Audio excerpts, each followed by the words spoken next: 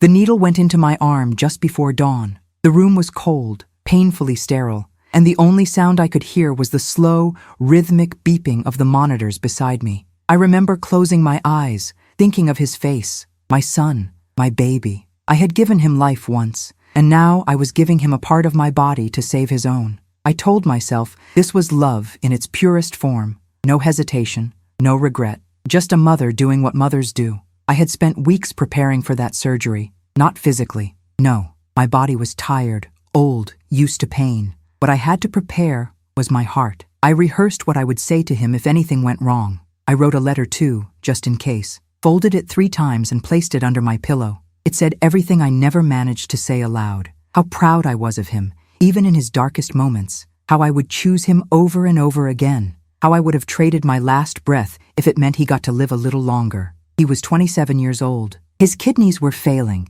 and the list for a donor was endless. The doctors gave us options, but none offered hope like mine did. I was a match, not just biologically, but emotionally, spiritually, the kind of match only a mother could be. When I told him I wanted to donate, he hesitated. "You don't have to," he whispered, but deep in his eyes, I saw the relief. I saw the fear melt into something that almost looked like calculation. Still, I ignored it. I blamed it on the stress, the medications, the fear of dying young. I told myself he was just overwhelmed, so I pushed those thoughts away. I focused on the logistics, on the hospital paperwork, on updating my will just in case. I signed documents I didn't read. I trusted him. He stood by my side through the initial tests, held my hand during evaluations, even brought me soup the night before the procedure. I believed we had grown closer than ever, but I didn't know that while I was asleep in that hospital bed, recovering from the loss of my kidney, he was already somewhere else, filing paperwork that would rip everything I loved out from under me. That morning, I woke up expecting to see his face. I imagined he'd bring flowers, or maybe my favorite tea, the one with cinnamon and clove. Instead, the room was empty. Cold sunlight filtered through the blinds. The nurse said he had left during the night, saying he had things to take care of. I tried not to let the disappointment show, but it pressed against my ribs, like a fist. The hours passed. No calls, no texts, just silence. I was discharged 2 days later, alone. My body ached in ways I never imagined. Every step felt like my bones were grinding together. The scar on my side burned with each breath, but nothing hurt more than the echo of his absence. At home, things were already off. The front door key didn't turn. At first, I thought I had the wrong one, but when I looked closer, I saw it. The lock had been changed. My name wasn't on the mailbox anymore either. I stood there for what felt like hours, holding a plastic bag with my prescriptions and hospital papers, trembling from both pain and confusion. A neighbor came out quietly, her face pale. She handed me an envelope and quickly walked away. Inside was a notice, legal language, words that blurred as tears filled my eyes. My son had filed for emergency guardianship. He claimed I was unfit, mentally unstable, that I had been making irrational decisions and needed to be placed under his care. I didn't understand. I had just saved his life. I had given him my kidney, my flesh, my blood. I didn't even have time to process the betrayal before everything spiraled. Bank accounts were frozen. My phone plan was canceled. My social security checks were rerouted. In a matter of days, I was invisible in my own life. This wasn't just abandonment. This was erasure. For those listening who have ever sacrificed for someone they love, tell me, have you ever felt the sting of watching that person turn into a stranger? Have you ever looked into the eyes of someone you raised and seen nothing looking back? Leave a comment below and tell me, who have you given everything to? And what did they give back? And if this story moved something inside you, if it reminded you of your own silence, your own buried pain, please subscribe to this channel. Not for me, but for every person out there who has loved too deeply and been left behind. You are not alone. Your story deserves to be heard. He was never a sweet child. I wish I could say he was. That he used to bring me flowers from the garden or draw me pictures with the words, "I love you, Mom," scribbled in crooked letters. But Lucas wasn't like that. Even as a toddler, he had this way of looking at you like he was calculating something. Like love had to be earned. And even when you gave him everything, it still wasn't enough. I raised him on my own. His father died in a construction accident when Lucas was just 5. One minute we were planning a trip to the beach, and the next, I was standing beside a wooden box, lowering into the earth, holding the hand of a boy who didn't cry.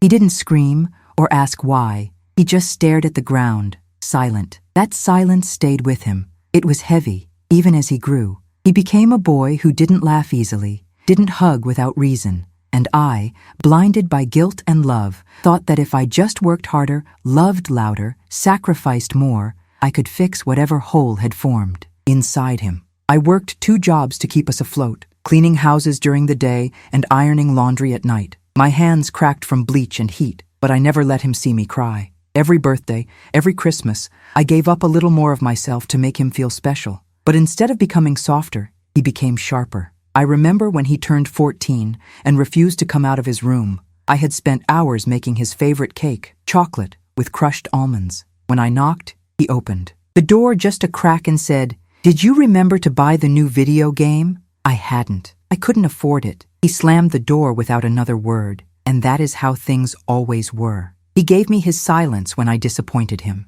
and I gave him everything I had to avoid that silence. By the time he was in college, he barely spoke to me unless he needed something. I paid for his books, his rent, even his groceries when he said he was struggling, and I believed him. I wanted to believe that he just needed time, that maybe in his 30s he would look back and say, "Mom, thank you. I didn't know it back then, but you gave up your life for me." But that moment never came. I saw the signs long before the surgery. Subtle shifts, the way he avoided eye contact when we talked about the will, how he changed the subject whenever I mentioned his late father's belongings. One time I caught him going through the filing cabinet in my bedroom. He said he was looking for his old passport, but his eyes betrayed him. I knew he wasn't. Still, I brushed it off. He was stressed, I told myself. His kidneys were failing. That would change anyone. Fear makes people act strange. That's what I told myself over and over, because the truth was too heavy to carry. 2 weeks before the surgery, he started calling me my queen,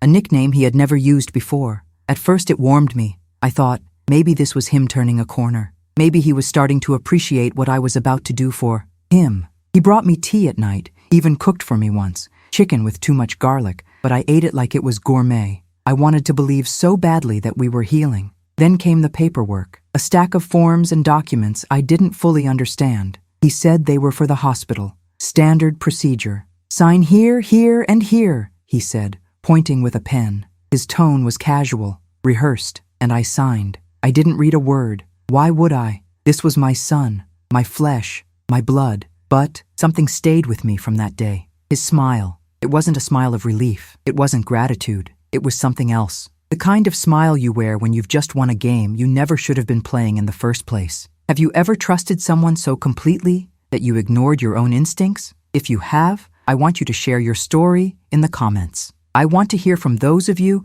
who have loved someone blindly and paid the price. Right below, I trusted too much. Your voice might help someone else find their own. And if these words feel like pieces of your own story, if something inside you is nodding with every sentence, I invite you to subscribe to this channel. Here we tell stories that are real, raw, and unfiltered. Because silence is where the pain grows, and you don't have to suffer in silence anymore. The ceiling above me was an off-white color, stained slightly at the corners from years of fluorescent light and silence. My body felt heavy, almost sunken into the hospital bed, and there was a dull throb on my left side that reminded me I had done something monumental. I had just given away a piece of myself, a piece that could never be returned. My side was stitched, my strength fractured, but I had done it. I had saved my son's life. The nurse adjusted my IV and smiled politely. "Your vitals look good," she said. "You are healing fast." I asked where Lucas was.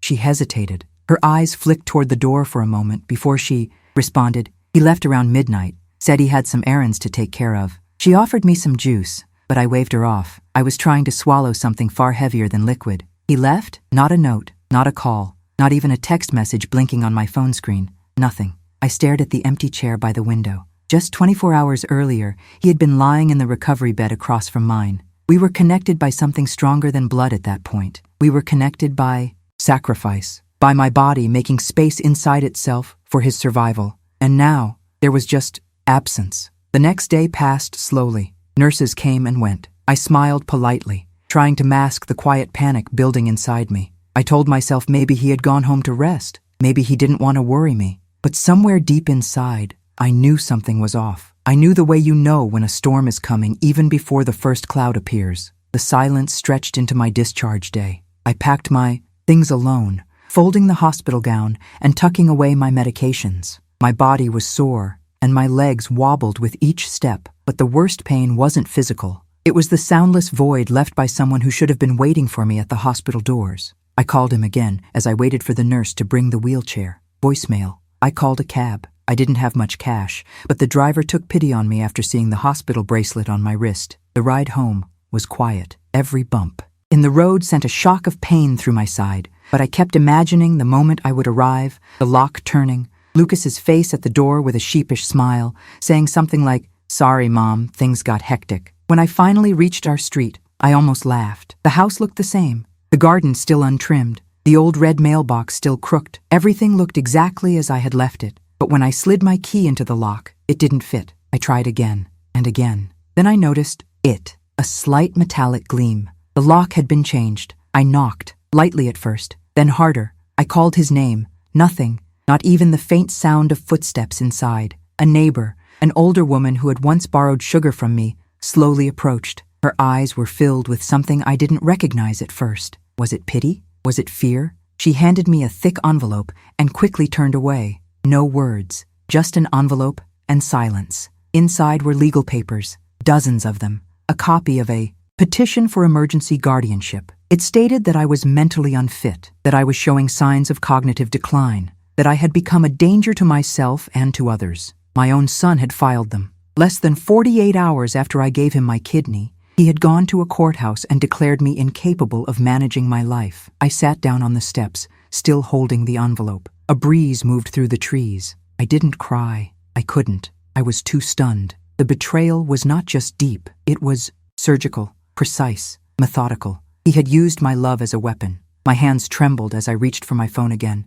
dialing his number with numb fingers. It rang, once, twice, then voicemail. I tried texting. "I'm outside. Please come. Let's talk." Nothing. That night, I slept on a friend's couch, a friend from church who lived 2 neighborhoods away. Her kindness kept me from sinking entirely. She made me tea, let me shower, gave me pajamas. But when I closed my eyes that night, all I could see was Lucas's face the last time I saw him. Calm, almost satisfied, like everything had gone according to plan. How do you recover from a betrayal that wears the face of your child? If you've ever felt the sting of being locked out of a life you built, if someone you love has ever erased you from your own story, share your truth in the comments. Tell us. They closed the door on me. Your words might help someone who is silently sitting on their own front steps right now. And if you believe these stories deserve to be heard, if you want more than just headlines and whispers, subscribe to this channel. Here, we speak out loud. We tell the stories others want buried. Because what happened to me,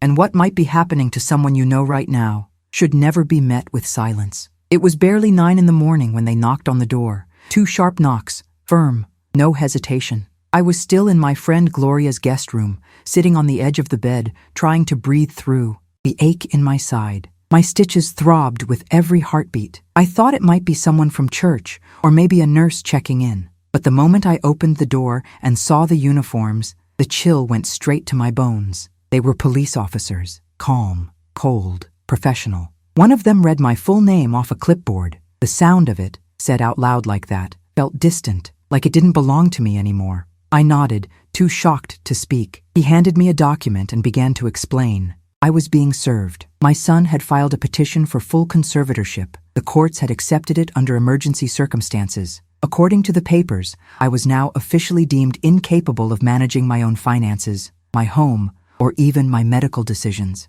It didn't matter that I had just come out of surgery after giving him a kidney. It didn't matter that I was standing upright, coherent, trembling from pain, but fully aware of what was happening. According to that piece of paper, I was mentally unstable. I was a risk. I was invisible. Gloria came to the door, startled. She tried to speak up, tried to ask questions, but the officer silenced her with a quiet, practiced explanation. They were only here to inform, not to arrest, not to take me, not yet. The paper said I could appeal, but only after a hearing, and only if I could prove I was competent. I remember sitting back down after they left. My body felt heavier than it ever had. Not from the surgery, not from the lack of rest, but from the weight of betrayal thickening in my lungs, the kind you cannot exhale no matter how hard you try. I looked at the document again. My son's signature was at the bottom. Lucas, his handwriting. I recognized the sharp edges of his L, the slightly tilted U,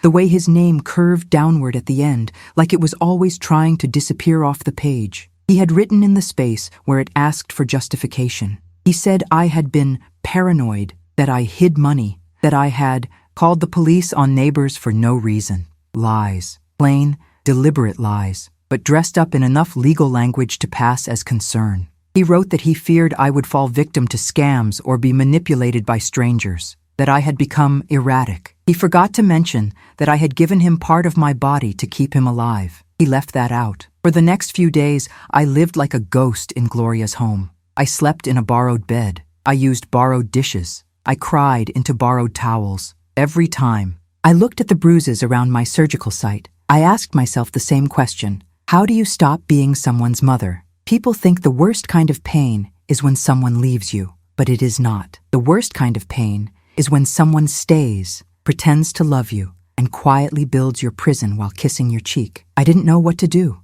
I had no legal training, no resources. I wasn't even sure how conservatorship worked. All I knew was that I had been erased from my life in a matter of days. The bank account that once had my name on it was now locked. I called the bank and was told I was no longer authorized. The house I had lived in for 32 years was now legally under his management. I could not access it, nor the belongings inside. Everything, my clothes, my photo albums, my late husband's letters, were now behind a door I had no key to. I tried calling Lucas again. This time, his phone went straight to voicemail. I left a message. I didn't yell. I didn't accuse. Just asked, why? No answer. Days later, I received a letter. Not from him, from his lawyer. It was brief and cold. It stated that all communication should go through legal counsel going forward, that I should refrain from attempting direct contact, that, for the safety and well-being of all parties involved, boundaries had to be enforced. They spoke of me like I was dangerous,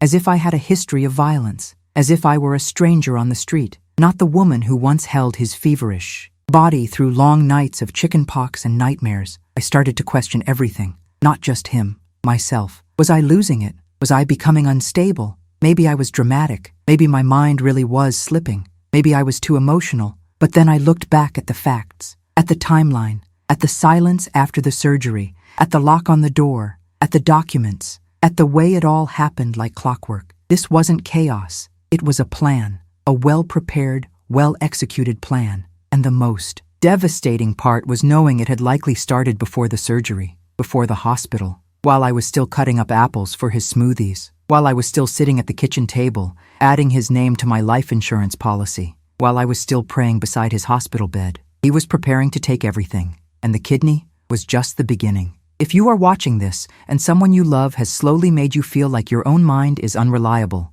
I want you to comment below. Say, I see it now, because sometimes it takes the whole house falling down before we see who was holding the matches. And if this story feels like a reflection of your own, please consider subscribing to this channel. Here, your pain is not just content, it is truth, it is witness, and it is the beginning of reclaiming what was stolen, no matter how carefully they tried to erase you. The day I walked into the legal aid office, I still believed, somewhere in my chest, that this was all a misunderstanding, that somehow Lucas had been misled, that someone else had pulled the strings, and that once everything came to light, he would apologize, and we would put the pieces back together. I clung to that version of the story because it hurt less than the truth. The woman who greeted me at the front desk was young, probably no older than Lucas himself. She asked my name, looked it up in the system, and paused. Her expression changed, just slightly, almost like she recognized the type of case before even reading it. She called someone in the back and handed me a clipboard. Paperwork. Again, always paperwork. When I finally sat with the attorney, he looked exhausted, a man in his 50s, with glasses he kept taking off and cleaning with the corner of his shirt. He introduced himself, then asked me to explain everything. I did, slowly, carefully. My voice cracked in places I didn't expect. I felt small in that chair, like I was asking permission to exist. He listened without interruption. Then he opened a file and pulled out a document, a will, my husband's will. It had been updated in the last year of his life, a few months before the cancer took him. He had named me as sole heir and caretaker of all our shared assets, with a clear clause that the home and savings would remain under my control until my death. Only then would the estate pass to Lucas. Not a cent was supposed to move until I was gone. I stared at the signature. My husband's handwriting was like a photograph of his voice, calm, neat, firm. He had trusted me. He had wanted to make sure I would be safe, that Lucas would be provided for only when I no longer needed what we had built. The lawyer looked at me. This is very clear. What your son is doing goes directly against the terms of this will. But then he handed me another file. Documents Lucas had submitted to a separate attorney. Pages with statements about my mental health, about erratic spending, and reckless donations. None of it was true. But in the absence of evidence, in the chaos of legalese and loopholes, it was enough to move the courts to freeze assets. That was when it hit me. This was not about protecting me. It was about positioning. Lucas had found a lawyer who specialized in cases like mine. Elder law, they called it. A field that was meant to protect aging people from predators. But in some hands, it became a weapon, used to strip vulnerable parents of control, used to speed up inheritances, used to silence voices that questioned too loudly. The lawyer explained that Lucas had filed something called a petition for successor trustee, trying to reassign control of the estate. He'd also initiated a quiet title action, attempting to remove my legal hold on the house. These were not moves of someone acting out of fear or love. These were the tactics of someone planning a quiet coup. I asked how he could do all of this so quickly, and the lawyer explained something I never forgot. He said, "When people trust you, they leave the doors unlocked. All he had to do was walk through them." Lucas knew the codes to the bank accounts. He had been listed as my emergency contact on medical forms. He had access to my phone, my email, even my safe at home. Every step I thought was love, every small thing I thought was part of being a close family, had become a tool in his pocket. I thought about all the times he helped me organize bills, how he encouraged me to put his name on my checking account, just in case. I thought I was building security, but I was just building a staircase, and he used it to climb over me. The next blow came from the woman who worked behind the front desk. Her name was Julia. She waited until the attorney stepped out, then leaned toward me and said quietly, "I probably shouldn't tell you this, but I recognize the name of your son's lawyer.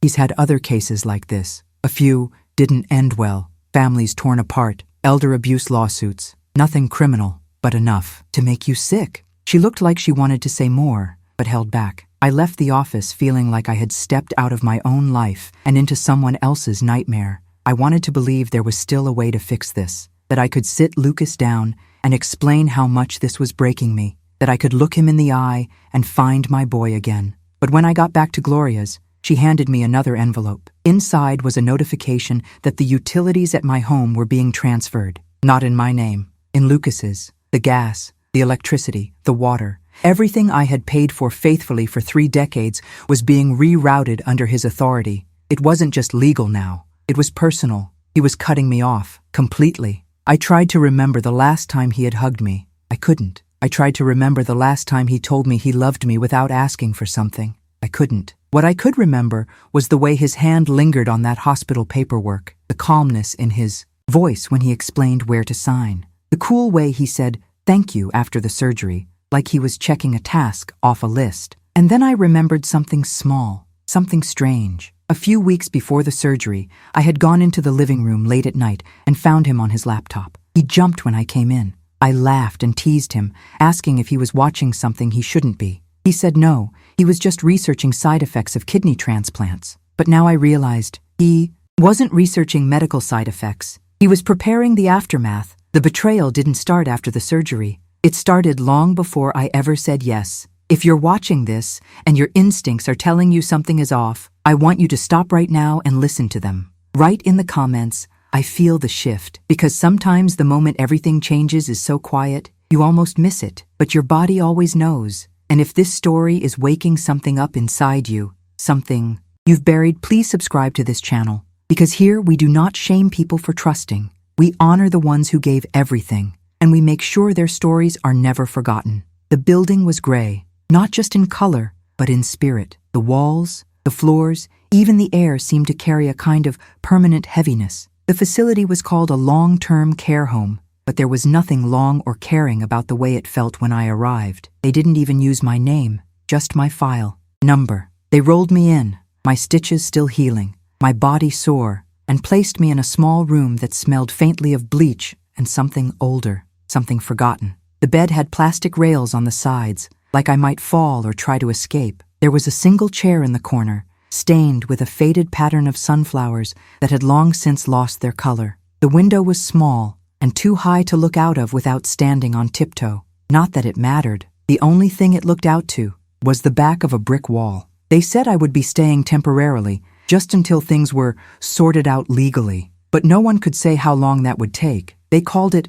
protective placement. I called it what it was, disappearance. The other women there reminded me of ghosts. Some sat in wheelchairs by the hallway, staring at the walls. Others shuffled quietly down the corridors, their slippers dragging like whispers. No one asked me why I was there. Maybe they already knew. Or maybe they had given up asking long ago. The meals came on plastic trays, lukewarm soup, overcooked peas, a piece of bread wrapped in paper like a relic. I wasn't hungry, but I ate. Not because I wanted to live, but because I didn't want them to say I was weak, that I was declining, that I was proving Lucas right. I kept my hospital bag under the bed as if I might leave at any moment, as if this was temporary, as if someone would come for me, but no one did. I tried calling the lawyer, but the staff said outgoing calls were monitored. When I asked for internet access, they gave me a communal tablet with restricted websites. I was effectively cut off from the world. All I had was a TV with broken volume buttons and a worn-out Bible in the drawer beside my bed. Some nights, I stared at the ceiling for hours, my fingers tracing the scar on my side. I thought about my old house, my kitchen with the yellow curtains, the garden where I once grew tomatoes. I thought about my husband. How proud he would have been to see me stand up for myself. How ashamed he would be to see how our son had dismantled everything we built. One evening after dinner, I heard a woman crying down the hall. It wasn't loud, it wasn't theatrical. It was quiet, restrained, like she was trying not to disturb anyone. But I knew that kind of cry. The kind that sits in your chest for days and only escapes when you think no one is listening. I got up and walked toward the sound, leaning on the wall for support. The woman was curled in her chair by the window. She had a letter in her lap, folded and refolded so many times the paper was soft like cloth. I sat down beside her without saying a word. After a few minutes, she looked at me. "He's my son," she whispered. Said I was getting forgetful. Took the house. I haven't seen him since. Her name was Dolores. She had 3 grandchildren she'd never met. She used to be a teacher. She said she missed the smell of chalk and the sound of children laughing. That was the first night I realized I wasn't alone. There were others like me, women who had raised families, built lives, sacrificed everything, only to end up in places like this, silenced, packaged, tucked away where no one had to see them unravel. Over the next few days, I began to notice things, not just about the facility, but about how it worked, which staff actually cared, which ones rushed through their shifts, which patients had family visits, and which ones never received a single call. One nurse stood out, a young woman with a quiet voice and eyes that watched more than she spoke. Her name tag said Erica. She was always the one who adjusted my pillows just right, who brought me extra crackers when the meals were too bland, who once smuggled in a paperback book when I told her I missed reading. One night, while checking my blood pressure,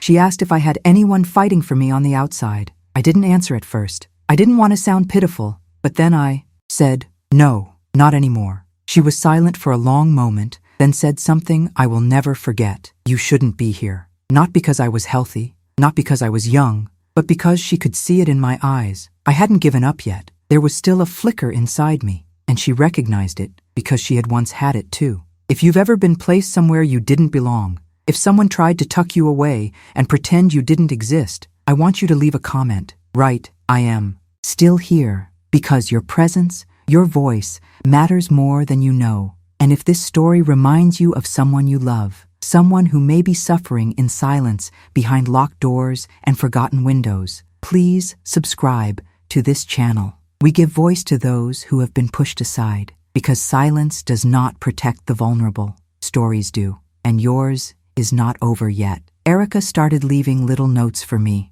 tiny slips of paper tucked under my teacup or slipped beneath the corner of my pillow when no one was looking. They weren't long or complicated, just a few words. One said, "I believe you." Another read, "You are not crazy." The one that broke me had just 4 words. "You're not alone anymore." In a place built on silence and sedation. Those notes were rebellion. They reminded me of who I used to be. A woman who raised a son without help. A woman who buried a husband and kept going. A woman who learned how to stretch a single chicken into 3 meals. A woman who never once thought she'd end up counting ceiling tiles in a locked facility, trying to hold on to her own name. I began paying attention differently after that. I noticed the staff schedules, the times when certain nurses took longer breaks, the routines of medication carts. I also started watching Dolores and the others, how some of them had stopped speaking entirely, not because they couldn't, but because no one had listened in so long they had forgotten how to be heard. One afternoon, during a group activity no one wanted to attend, I feigned a headache and asked to rest in my room. Erica winked subtly and signed off the chart. She knew what I was doing. She didn't ask questions. That hour alone was sacred. I took the old tablet and managed to access the browser, using a trick Erica had quietly taught me. I typed my own name into the search bar. At first, nothing. Then, a local court filing appeared. My stomach turned. There it was. My son's affidavit, the official claim that I was mentally incompetent, that I was showing signs of early dementia, that I had threatened to harm myself. Lies layered so carefully, they read like truth. There was also an attached evaluation, signed by a doctor I had never seen in my life, a paid report, hired testimony. They had built a case around me while I was still recovering from surgery. Lucas had used the law like a tool, a scalpel, and he cut me out of my own life with precision. No mess, no screaming, just paperwork, signatures, and silence.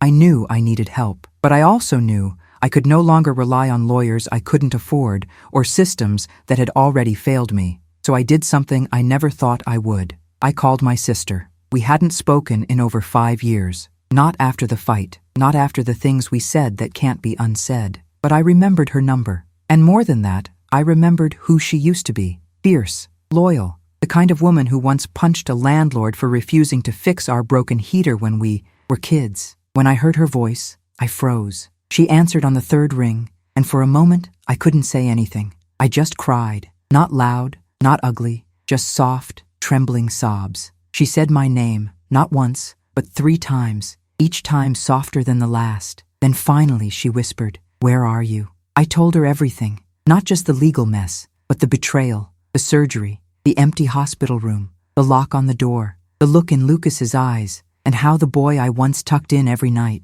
had turned into someone I no longer recognized. She didn't interrupt, she just listened, and when I was done, she said something I hadn't realized I needed to hear. "I'm coming." She arrived 2 days later. Erica found a way to get me outside without raising suspicion. We sat on a bench near the back of the building. My sister brought soup in a thermos and cinnamon rolls from our childhood bakery. The moment I tasted them, something in me cracked open. Memory flooded in. Laughter in a cramped kitchen. Music from a scratchy radio. The smell of our mother's apron. It felt like home. She pulled out a folder. Inside were printed documents, research, names of advocacy groups, contacts of elder rights attorneys who worked pro bono, even a contact from a local journalist who covered guardianship abuse. She had done her homework. For the first time in months, I felt a shift, not just in my situation, but in myself. I realized that survival isn't just about enduring. It's about resisting the slow erasure of who you are. It's about clawing your way back to the truth, one moment, one memory,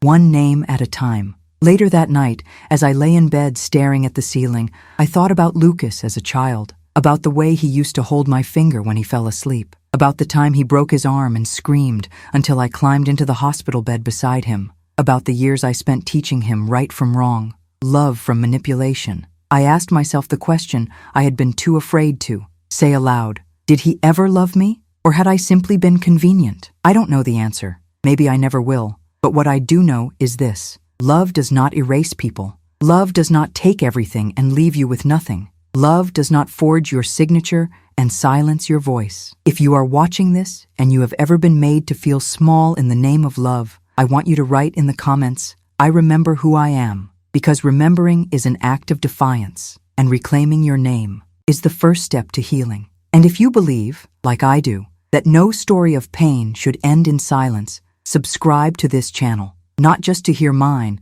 but to remind yourself that yours matters too. You are not alone. You are not broken, and you are not invisible. It started with a whisper, not from a voice, but from a feeling, a quiet shift in the air around me, like the world had tilted just slightly back into my favor. For so long, I had been pushed, silenced, buried under layers of legal, jargon, and emotional betrayal. But now, with my sister beside me and Erica quietly working behind the scenes, I felt something I hadn't allowed myself to feel in weeks: hope. The first real break came through a woman named Clarice. She was a retired elder rights advocate my sister had connected with through a friend at her church. Clarice had a reputation for taking on impossible cases. When she showed up at the care facility to meet me, she didn't wear a suit. She wore a cardigan with cat hair on it and carried a spiral notebook filled with scribbles, dog-eared pages, and sticky notes. She looked like someone's grandmother, but when she spoke, every word was a hammer cracking through stone.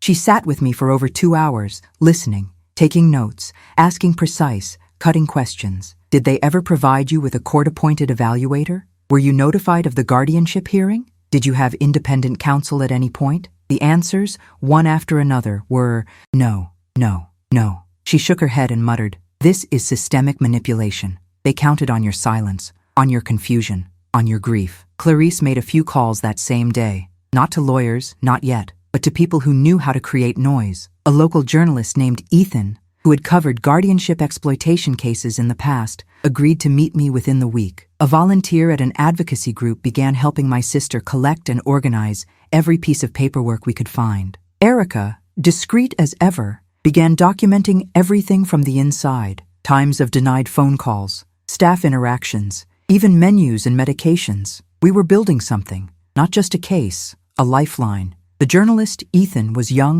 sharp, and skeptical. When he arrived, he had the guarded demeanor of someone who'd heard one too many conspiracy theories. But the moment I handed him the medical forms, the bank transfer documents, and the emergency guardianship petition with the forged doctor's signature, something shifted in his posture. He leaned forward. "You're telling me this happened right after a kidney transplant?" I nodded. "Your son accepted your kidney and then declared you unfit 2 days later?" Another nod. He looked at the scar on my side. I didn't need to say anything else. He started writing, fast. The article published within days. "Mother donates kidney to son. Days later, she's declared incompetent." The headline was enough to stir something. But the content, it lit a fire. By the end of the week, a local news crew requested an interview.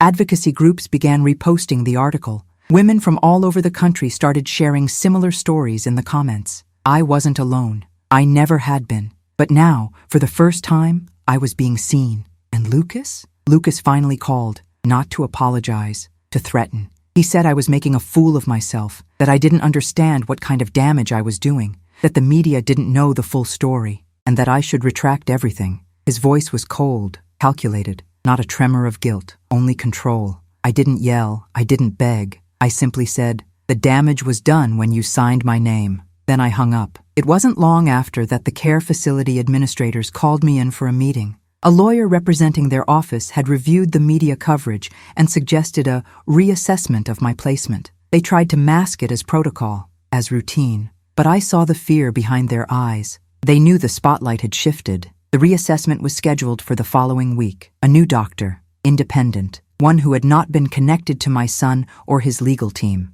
Clarice made sure of that. My sister would be present. So would a representative from the advocacy group. We were no longer fighting alone in the dark. We had light. That night, I walked the hallway of the care home in silence. The place felt different. Not brighter, but looser, like the walls weren't pressing in so tightly. I passed Dolores in her chair and gently placed my hand on hers. She looked up at me, and for the first time, I saw a flicker of recognition. "You look taller," she whispered. I smiled. "Maybe I'm standing up straighter." If you are watching this, and you've ever had to build your own justice from the ground up, if you've ever had to fight for your truth with nothing but scraps and memory, I want you to comment, "I will not be erased," because you deserve to be heard. You deserve to be known. And if this story makes your heart beat a little faster, if it sounds like something that could happen to your mother, your sister, your neighbor, or yourself, please subscribe to this channel. We are not here for drama. We are here for truth, for justice, for dignity. You don't need to be perfect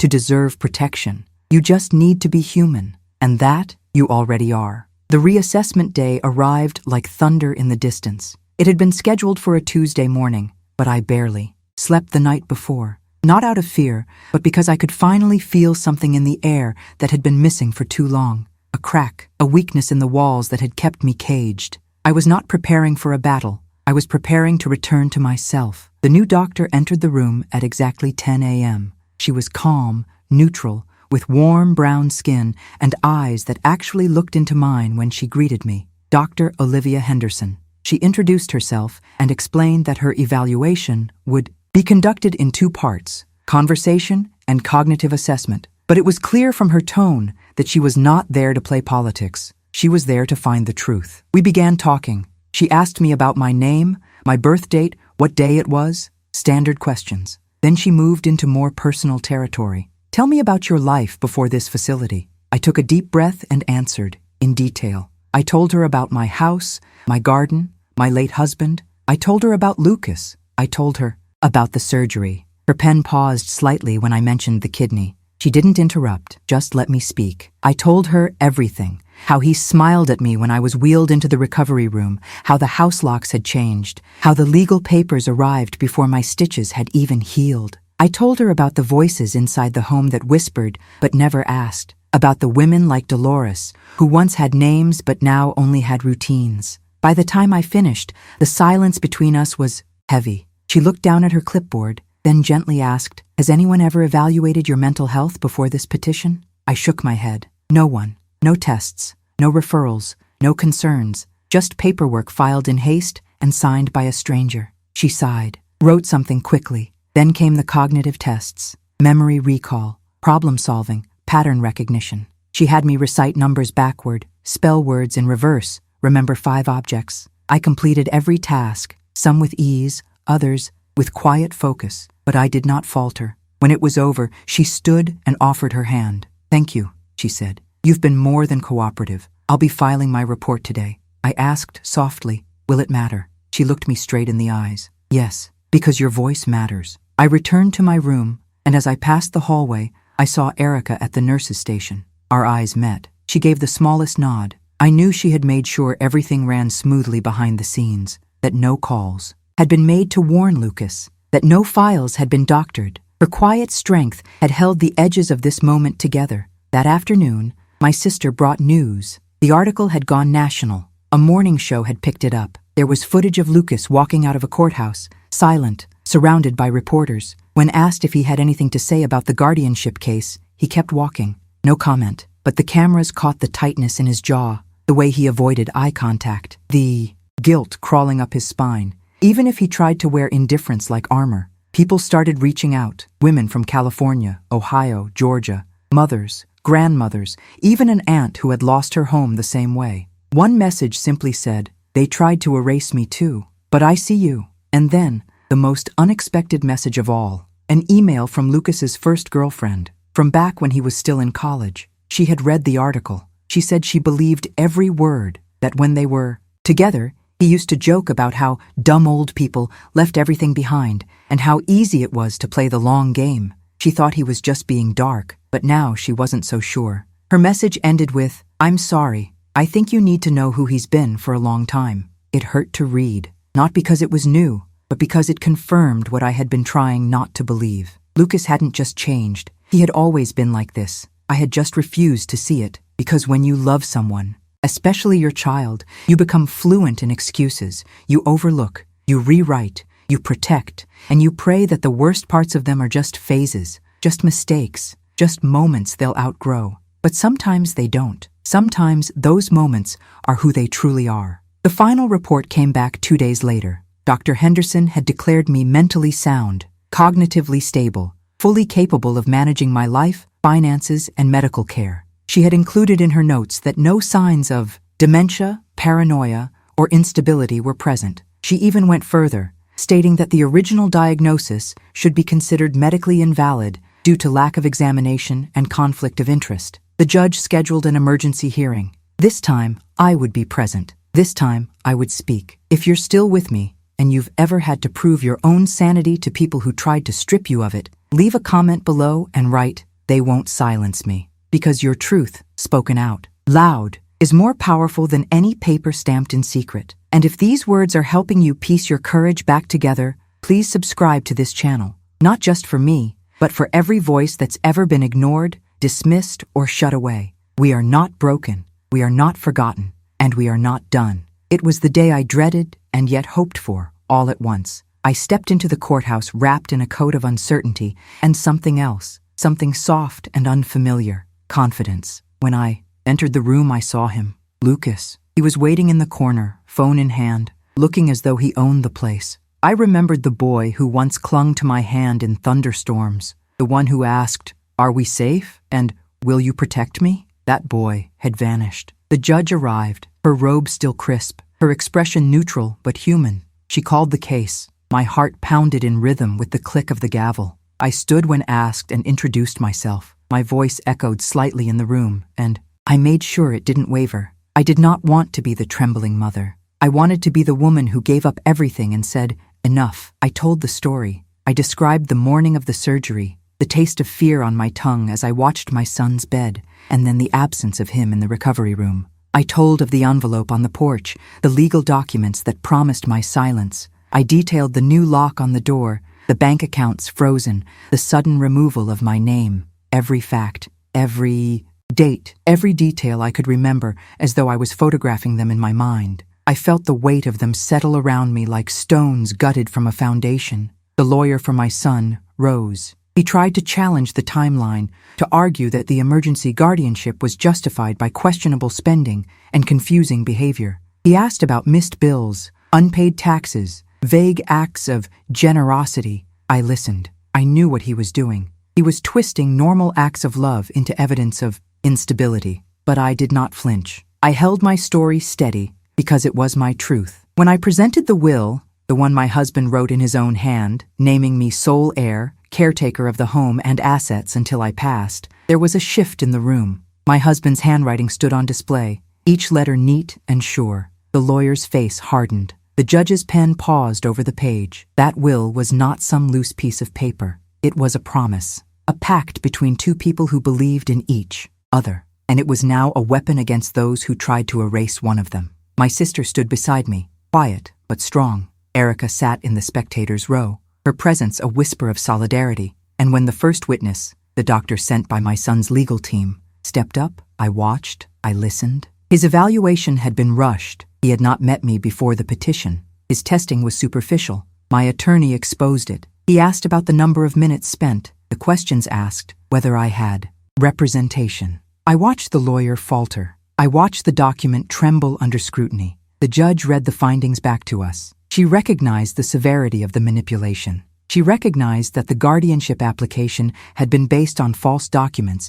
and misrepresented facts. She declared the original order revoked. She reinstated my rights as the heir and manager of my own affairs. She ordered my name restored on the bank account. The locks on the door had to be changed back. My son's authority as guardian relinquished. When I heard those words, I felt something thaw inside me. It was relief, yes, but also recognition. I had been seen. I had been heard. I had been reclaimed. And in that reclamation, I found more than victory. I found me. My son didn't stand. He didn't speak. He simply gathered his papers and walked out under the watchful eyes of the court reporters. I don't know what he thought. Shame, regret, anger. At that moment, it didn't matter. What mattered was that I was home. The house would be mine again. The memories inside the walls would no longer feel like traps. The garden would be mine to touch. The keys would be mine to turn. I returned to the neighborhood where I had lived for 32 years. I walked the same cracked sidewalk. I paused by the same red mailbox.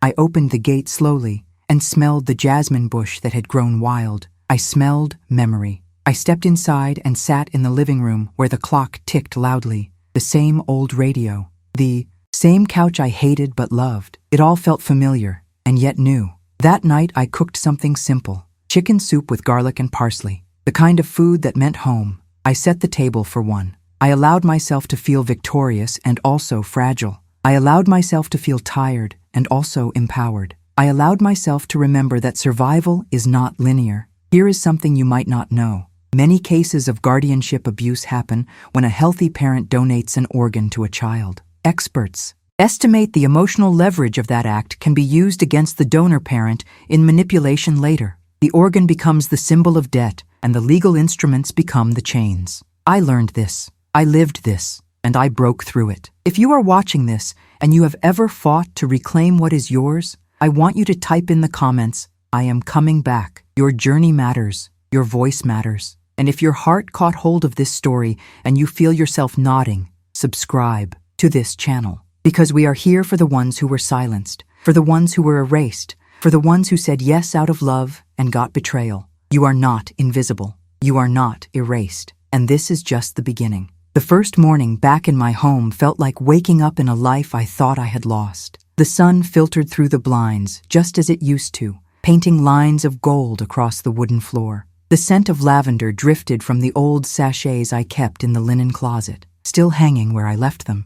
Everything was familiar, but somehow quieter. There was no echo of footsteps that weren't mine, no hollow space where fear used to sit. It was just me, and the silence no longer felt empty. It felt like peace. But even in that peace, there was rebuilding to be done. My house, though unchanged in structure, felt different in spirit. There were drawers I hadn't opened in months, closets that held not just coats, but memories. I pulled out boxes and found birthday cards from Lucas when he was still a teenager. "You're my hero, Mom," one read in shaky handwriting.